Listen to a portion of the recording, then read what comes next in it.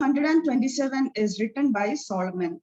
The message that Solomon gives us through this psalm is that life without God is senseless.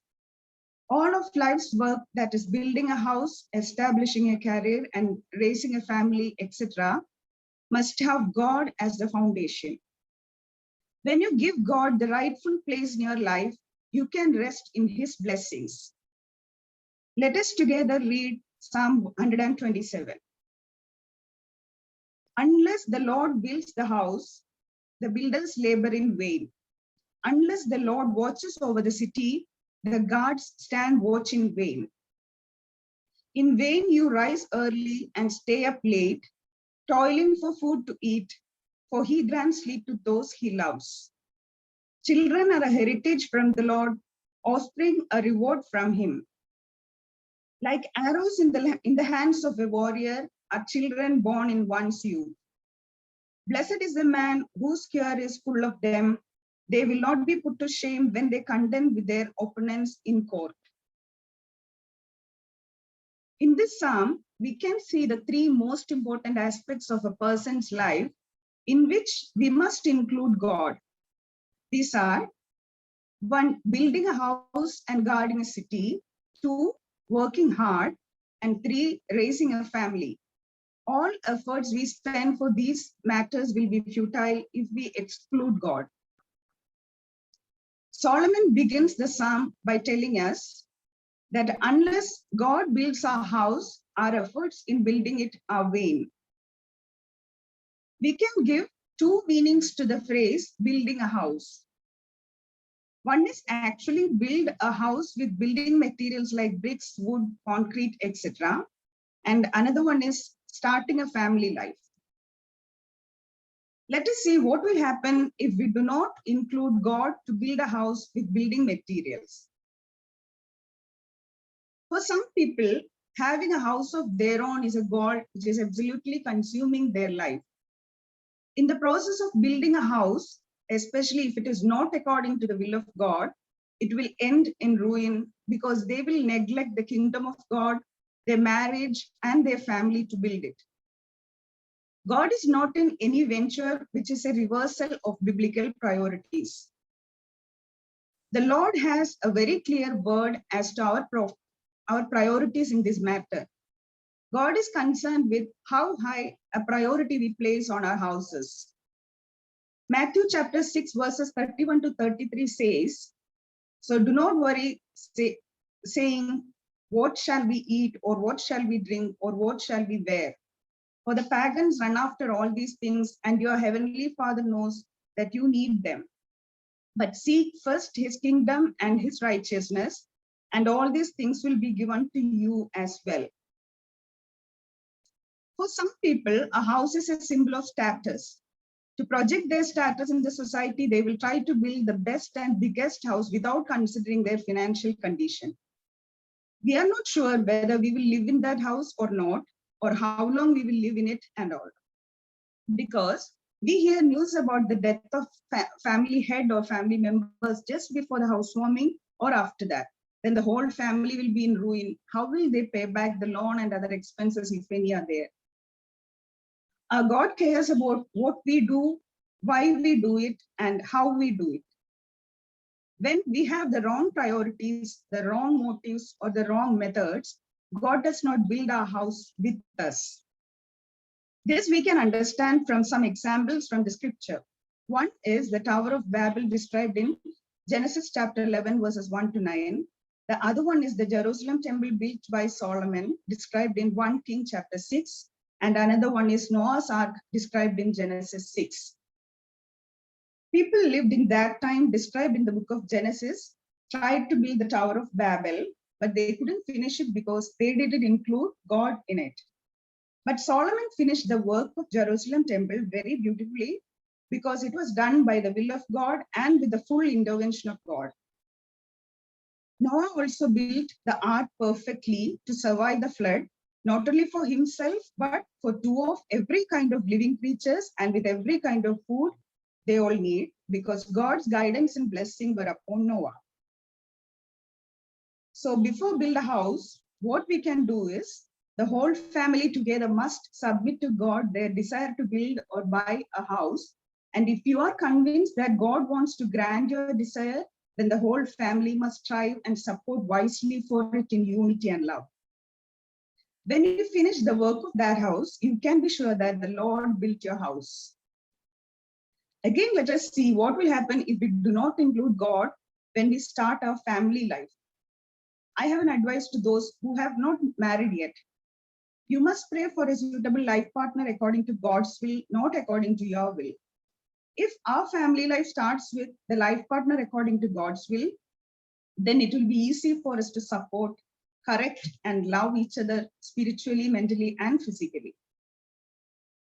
Problems and situations may happen in our lives, but God will guide us and lead us through scriptures. For example, if problems arise in a family which started according to God's will, then Holy Spirit will remind us the scriptures which describes what is the role of a man or a woman in a family, the hierarchy of the family, what was God's purpose when he made a man and a woman, how should we behave in a family, etc.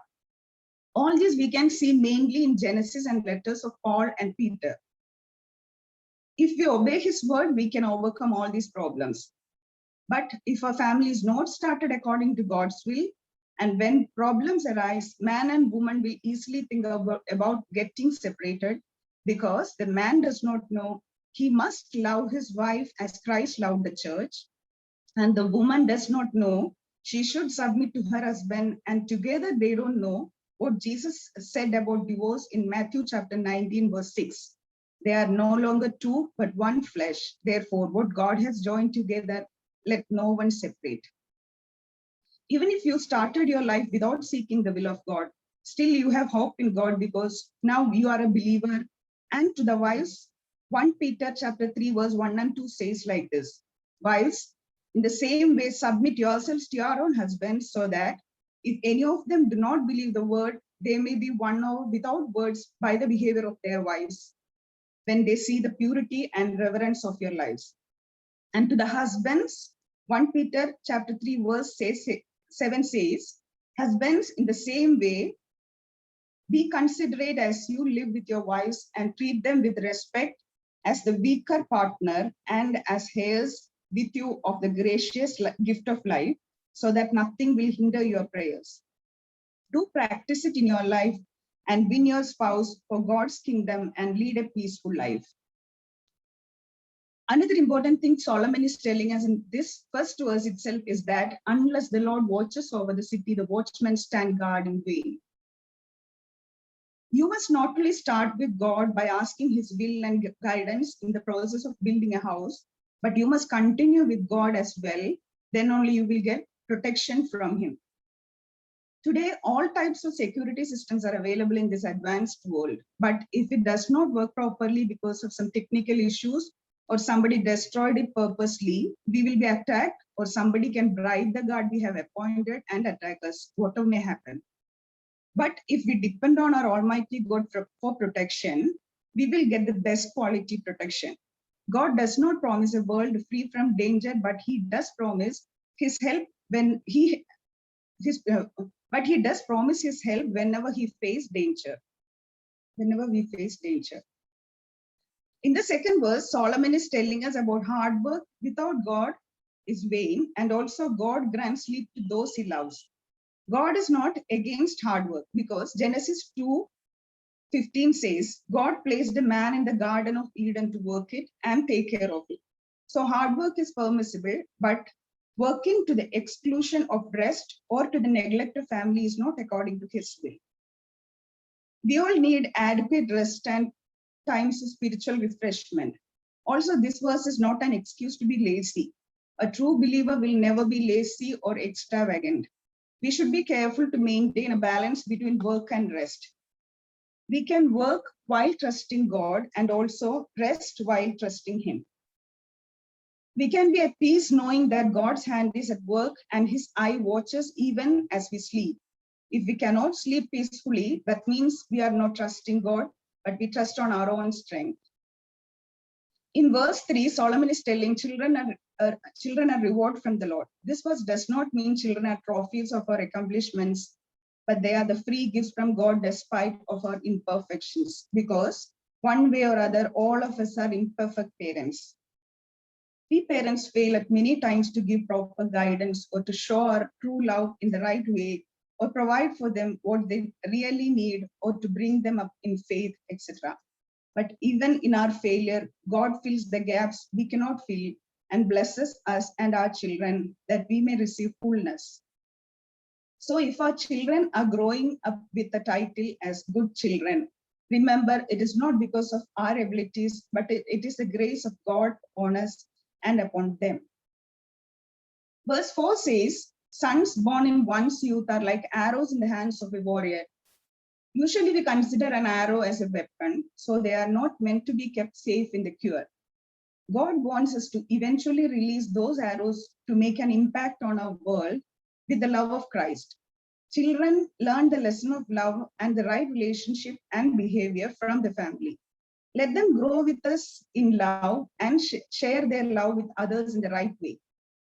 If any of our children are lacking this quality, or we couldn't teach them in the right way, or they were influenced by some other things, still we have hope. Let us pray for them without ceasing. Verse 5 says, blessed is the man whose care is full of them.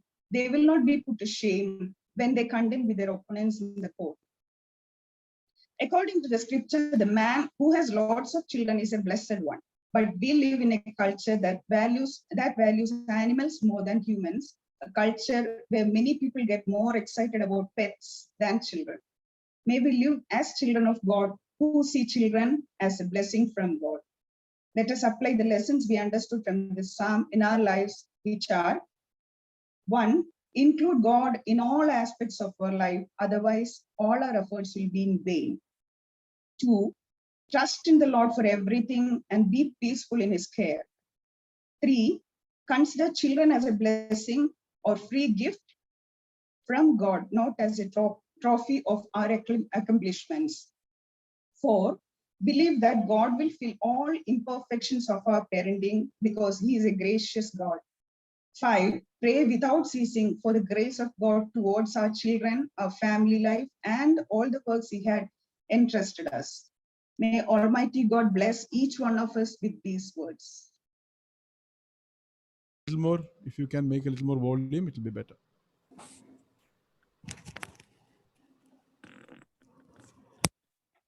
Is it better now?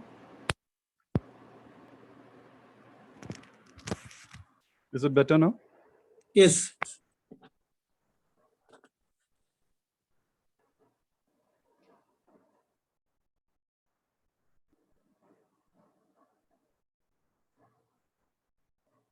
Hello? Hello? Praise the Lord. Praise the Lord. When Pastor Jacob sent a message assigning a psalm to be read during the Sunday worship, I prayed and opened the Bible, and my eyes fell on Psalm 101. I have read the book of Psalms several times, but never did the psalm strike me as something special. Having read the psalm and seeing King David's intense love for God, I decided to model today's message on 3 stages, or I would prefer to call 3 windows into King David's life. Let us pray. Father God, as we meditate on your word, help us to be attentive. Bind the forces of the evil one, which steals your word from our hearts. Holy Spirit God, control our thoughts and help us to concentrate on your word. This we pray in the most precious name of our Lord and Savior, Jesus Christ. Amen. Amen. Amen. So, as I said, I would model my talk on the 3 stages, or as I would prefer to call, on the 3 windows into King David's life. The first window into King David's life is the Psalm 101 itself. Some Bible commentators put this psalm at a time when King David started his rule, either as a king of Judah, as in the second book of Samuel, chapter 2, or when he became the king of the combined land of Judah and Israel, as in the second book of Samuel, chapter 5. The psalm goes on like this. I will sing of your love and justice. To you, Lord, I will sing praise. I will be careful to lead a blameless life. When will you come to me? I will conduct the affairs of my house with a blameless heart. I will not look with approval on anything that is vile. I hate what faithless people do. I will have no part in it. The perverse of heart shall be far from me. I will have nothing to do with what is evil. Whoever slanders their neighbor in secret, I will put to silence. Whoever has haughty eyes and a proud heart, I will not tolerate. My eyes will be on the faithful in the land, that they may dwell with me. The one whose walk is blameless will minister to me. No one who practices deceit will dwell in my house. No one who speaks falsely will stand in my presence. Every morning I will put to silence all the wicked in the land. I will cut off every evildoer from the city of the Lord. So says Psalm 101. Though this is a short psalm of only 8 verses, it is very intense. It is like a love letter to God.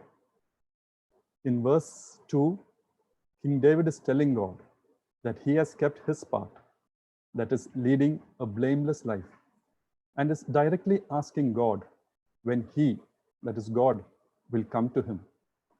That is the measure of his closeness to God.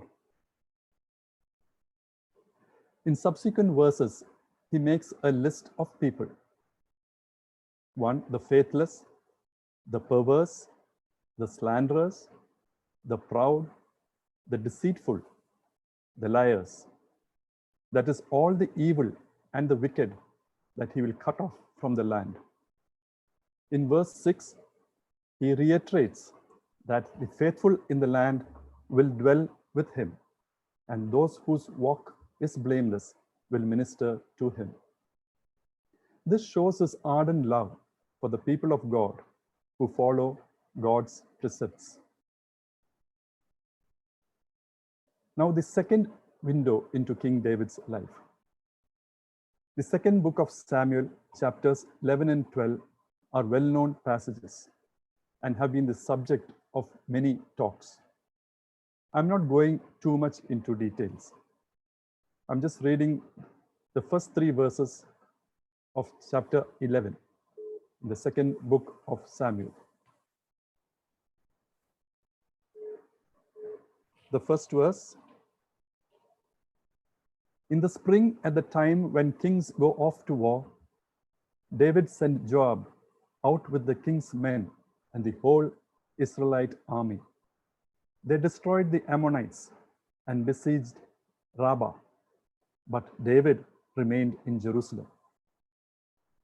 King David here was not doing what he should have been doing, that is, going to war. The second verse. One evening, David got up from his bed, maybe after a sleep, and walked around on the roof of his palace. From the roof, he saw a woman bathing. Then he must have looked more intently, for the next sentence says, the woman was very beautiful. And the third verse says, and David sent someone to find out about her. This shows that the woman has really caught his attention.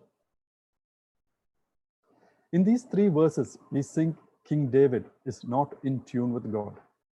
First, laziness, that is him not going to war. Second, an aimless walk. Third, seeing a woman bathing. He could have very well stopped with that. But because he's not in tune with God, he dwells on it further. He sees she's a beautiful woman. He finds out about her. He sends for her. And then he commits adultery with her. That is full-blown sin. Then he tries to cover up his sin by calling the woman's husband from the battlefield so that he can come home to be with his wife. But God's ways are not man's ways. Because of the intense loyalty of the woman's husband to his commander Job and his fellow soldiers, he refuses to go to his house. Instead, he sleeps in the quarters of the palace guards. The next day, King David makes the woman's husband drunk, thinking that his drunkenness will obscure his loyalty and that he will go home. But the second day too, he refuses to go home. So on the third day, the woman's husband is sent back to the battlefield with his own death warrant in his hand, and he dies as a result of an evil plan hatched by King David. Months pass by, and the woman who's now King David's wife bears him a son. In chapter 12, probably after some years, we see Nathan the prophet confronting King David with a parable and then convicting King David of his sin. The second book of Samuel, chapter 12, verse 10 says, "Now therefore the sword will never depart from your house." This is Prophet Nathan telling King David. "Now therefore the sword will never depart from your house, because you despised me and took the wife of Uriah the Hittite to be your own." Verse 11, "This is what the Lord says, out of your own household, I am going to bring calamity on you. Before your very eyes, I will take your wives and give them to one who is close to you, and he will sleep with your wives in broad daylight."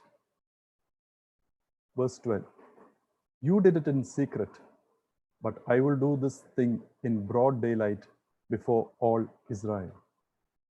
The next verse, "Then David said to Nathan, I have sinned against the Lord." This is the second window. The third window into King David's life. Let us meditate on the words in the second book of Samuel, chapter 23, verses 1 to 5. These are the last words of David, the oracle of David, son of Jesse, the oracle of man exalted by the Most High, the man anointed by God of Jacob, the hero of Israel's song. The Spirit of the Lord spoke through me. His word was on my tongue. The God of Israel spoke. The Rock of Israel said to me, when one rules over people in righteousness, when he rules in the fear of God, he is like the light of morning at sunrise on a cloudless morning, like the brightness after the rain that brings grass from the earth. If my house were not right with God, surely he would not have made with me an everlasting covenant, arranged and secured in every part. Surely he would not bring to fruition my salvation and grant me my every desire. Here we have seen into King David's life through three windows. Through the first window, we could see a King David in love with God. Like a lover, he wanted to do everything that will please his beloved God. He wanted to lead a blameless life. He shunned evil and did everything in his capacity to stop it. Through the second window, we see a King David who's not in tune with God. not doing his duty, but whiling away his time. Subsequently, sin caught hold of him subtly, just a look, then a fuller look, then an active interest, and then the fall. What a fall for a man who loved God as a lover. In his fallen state, he did more and more sin to cover up the first sin. At first, adultery, then obstructing duty of a soldier, then promoting drunkenness, and finally murder. His sin was also responsible for the death of his son through the death of his first son through Bathsheba. Then incest, murder of his sons Amnon and Absalom, rebellion in his kingdom, and bloodshed. All this started just because of a look, a sinful look. The consequences of sin is irreversible, devastating, and affecting the present and future generations. David repented wholeheartedly, and this is recorded as Psalm 51. Have mercy on me, O God, according to your unfailing love. According to your great compassion, blot out my transgressions. Wash away all my iniquity and cleanse me from my sin. For I know my transgressions, and my sin is always before me. Against you, you only have I sinned and done what is evil in your sight, so that you're proved right when you speak and justified when you judge. Surely I was sinful at birth, sinful from the time my mother conceived me. Surely you desire truth in the inner parts. You teach me wisdom in the inmost places. Cleanse me with hyssop, and I will be clean. Wash me, and I will be whiter than snow. Let me hear joy and gladness. Let the bones you have crushed rejoice. Hide your face from my sins and blot out all my iniquity. Create in me a pure heart, O God, and renew a steadfast spirit within me. Do not cast me from your presence, or to take your Holy Spirit from me. Restore to me the joy of your salvation, and grant me a willing spirit to sustain me. Here, King David accepts his mistake and begs God to have mercy on him. He is fully aware of his sin, and he wants to be cleansed from it. He wants God to restore him to the position he once enjoyed with God, that is, to be the beloved of God.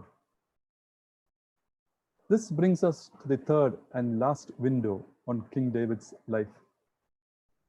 Here, King David is at the end of his reign and is well in years. He claims with confidence that he is the man exalted by the Most High, the man anointed by God of Jacob. He is saying, is not my house, that is David's house, right with God? Has he not made with me an everlasting covenant, arranged and secured in every part? Will he not bring to fruition or completion my salvation and grant me my every desire? The original relationship that King David enjoyed with God has been re-established. He is sure that his God is his provider and salvation. So what is that to us about a man who lived in 1000 BC? That is about 3000 years ago. Does it have any relevance to us now? Yes, very much. Because he was the only person to whom the Almighty God referred to as a man after God's own heart. He was literally in love with God. It is evident from his childhood that the courage he showed in slaying the lion and the bear as a shepherd boy was as a result of this intimate relationship with God. It was this relationship that gave him the courage to challenge and kill Goliath, who was challenging God's people, and also sustain him while he was on the run from King Saul. How was King David able to enjoy this kind of an intimate relationship with God? Was it given to him alone as a special gift? No, it was as a result of a promise that God had given to his chosen people, Israel, many, many years before through his prophet Moses. In the book of Deuteronomy, chapter 6, verses 4 to 9, "Hear, O Israel, the Lord our God, the Lord is one. Love the Lord your God with all your heart and with all your soul and with all your strength. These commandments that I give you today are to be on your hearts. Impress them on your children. Talk about them when you sit at home and when you walk along the road, when you lie down and when you get up. Tie them as symbols on your hands and bind them on your foreheads.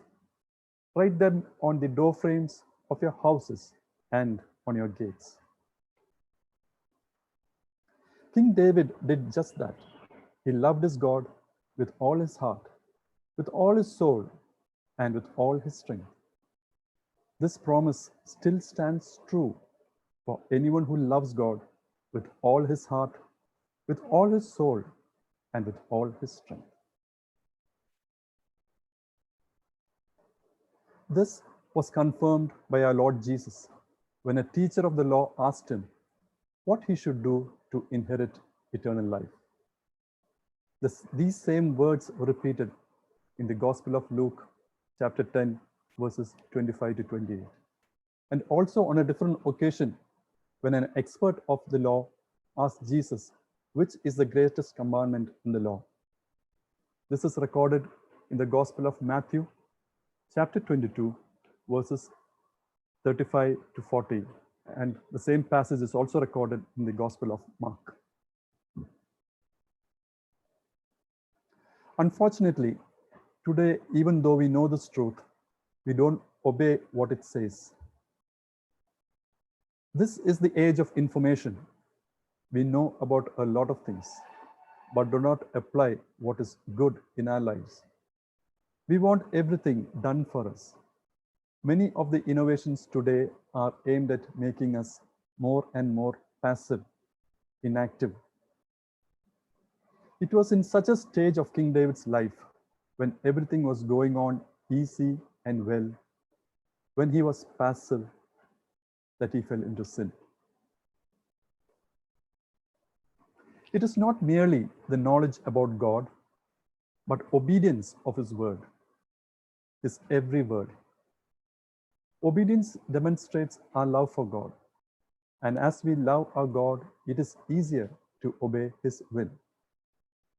Obedience and love for God goes hand in hand. The more we obey God, the more we love him. And the more we love him, the more we obey God. It is in this ecstatic relationship that King David was able to exclaim, "I will be careful to lead a blameless life. When will you come to me, O God?" Psalm 101, verse 2. So like King David, let us lead a blameless life by obeying his commandments so that we can love God more and more. It is important to remember that we must first accept our sins and repent and ask God for mercy to cleanse us with the precious blood of Jesus and restore us. King David knew this. That is why he cried out in Psalm 51, verse 17, "My sacrifice, O God, is a broken spirit, a broken and contrite heart. O God, you will not despise." This shows a truly repentant heart. The next step is to try and lead a blameless life. For this, we should know the word of God. Make a regular Bible study, preferably from different parts of the Bible simultaneously. Listen to talks by reputed speakers, discerning the message with the help of the Holy Spirit God. Sing hymns and songs. Associate with like-minded people. It will help your faith grow. Finally, be obedient to the word of God. For obedience and love of God goes hand in hand. The more we obey God, the more we love him, and the more we love him, the more we obey God. To conclude, firstly, examine one's life and confess unconfessed sins. Secondly, repent. Thirdly, lead a blameless life by living according to his word, that is obedience. And finally, love God with all you have. Then as our relationship with God grows, we too, like King David, can be the beloved of God. Praise God. Let us look to God in prayer. Father God, we thank you for speaking to us through your word. Like King David, we too would like to have an intimate relationship with you, O God. Holy Spirit God, convict us of any unconfessed sins and take full control of our thoughts, words, and actions, so that we may be wholly obedient unto you and lead a blameless life. This we ask in the most precious name of our Lord and Savior, Jesus Christ. Amen. Amen. Amen. Amen.